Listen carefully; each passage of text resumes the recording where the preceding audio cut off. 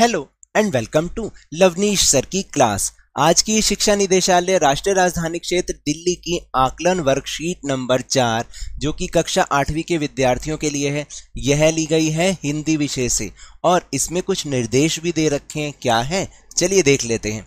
प्रश्न संख्या 1 से 4 तक प्रत्येक के लिए 1 अंक, प्रश्न संख्या 5 से 6 प्रत्येक के लिए 2 अंक मिलेंगे एवं प्रश्न संख्या 7 से 10 तक प्रत्येक के लिए 3 अंक मिलेंगे।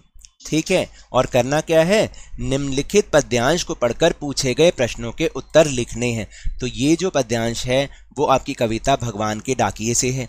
ठीक है, उसको आपको ध्यान से पढ़ना और समझना है और फिर पूछे गए प्रश्नों के उत्तर करने का प्रयास करना है। तो चलिए देखते हैं एक बार। पक्षी और बादल ये भगवान के डाकिए हैं जो एक महादेश से दूसरे महादेश को जाते हैं। हम तो समझ नहीं पाते हैं मगर उनकी लाई चिट्ठियां पेड़ पौधे पानी और पहाड़ बांचते हैं।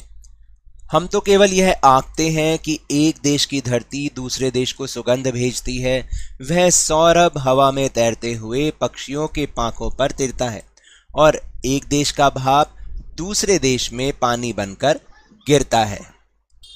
तो ये जो ब्लू लाइन लगा रहा हूँ इसको आपको कहीं नहीं लगाना, वर्कशीट पर भी नहीं और कॉपी में भी नहीं। और टेलीग्राम ऐप पर जो हमने अपना चैनल बनाया है लवनीश सर की क्लास, अगर आप उसको भी ज्वाइन करते हैं जिसका लिंक इस वीडियो के डिस्क्रिप्शन बॉक्स में है तो आपको सारे वीडियोस के लिंक एक साथ मिल जाएंगे। तो चलिए अब प्रश्न उत्तर करते हैं। पहला प्रश्न है कि धरती शब्द का विलोम शब्द यानी कि विपरीत अर्थ वाला, उल्टे शब्द, उल्टे अर्थ वाला। तो धरती का उल्टा क्या होगा, विलोम क्या होगा, गगन।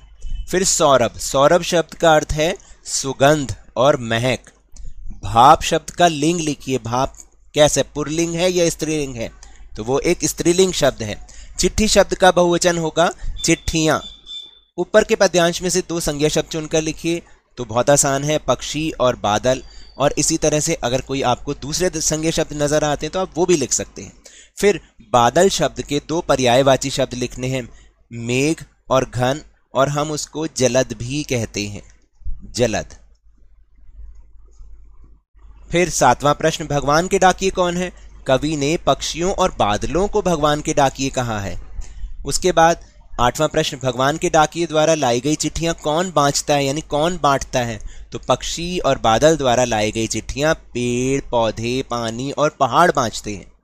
9वां प्रश्न, हम केवल क्या आंकते हैं। हम तो केवल यह आंकते हैं कि एक देश की धरती दूसरे देश को सुगंध भेजती है, एक देश का भाप दूसरे देश में पानी बनकर गिरता है। और इसके बाद प्रश्न नंबर 10, एक देश का भाप दूसरे देश में पानी बनकर गिरता है। पंक्ति का अर्थ अपने शब्दों में लिखिए क्योंकि ये 3 अंक का प्रश्न है, इसलिए इसमें 2-3 लाइनें लिखनी पड़ेंगी। भाव यह है कि जब एक जगह की धरती अपनी भूमि में उगने वाले फूलों की सुगंध को, पानी को बादलों के रूप में भेजते हुए नहीं झिझकती, अर्थात भेदभाव नहीं करती, बल्कि समान भाव से अपना प्रेम संदेश भेजती है, तो हम मनुष्य क्यों नहीं इस भावना से प्रेरित होकर आपस में सद्भावना बनाए रखते। इस पंक्ति का अर्थ ये होगा। तो ये तो थी आज की वर्कशीट। अगर मेरे इस तरह समझाने से अब आपको समझ में आने लगा है तो इस चैनल और वीडियो को लाइक कीजिए, लाइक का बटन दबा दीजिए, शेयर कीजिए और अगर नए हैं ना तो सब्सक्राइब कर लीजिए ताकि आपको नई वीडियो के लिंक्स, उसके जो नोटिफिकेशन है वो मिलते रहें। तो मिलते हैं अगली वीडियो में, तब तक के लिए धन्यवाद।